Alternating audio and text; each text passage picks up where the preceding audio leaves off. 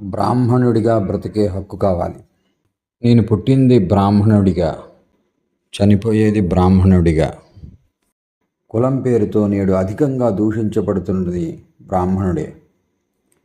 ఏనాడో మీ తాత ముత్తాతల కాలంలో ఏమి జరిగిందో కూడా తెలియని సమయంలో వక్రించి రాసిన చరిత్ర పుస్తకాల్లో ఎక్కడో ఎప్పుడో ఏదో చేశాడని దూషిస్తుంటావు.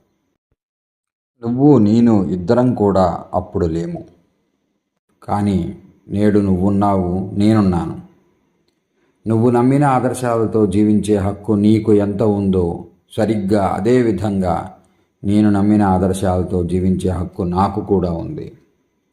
నేను ఒక వేద పండితుడిగా, పురోహితుడిగా, అర్చకుడిగా, ఒక అధ్యాపకుడిగా, గురువుగా ఇలా నాకు నచ్చిన వృత్తిని చేసుకుంటూ జీవించే హక్కు నాకు ముమ్మాటికి ఉంది.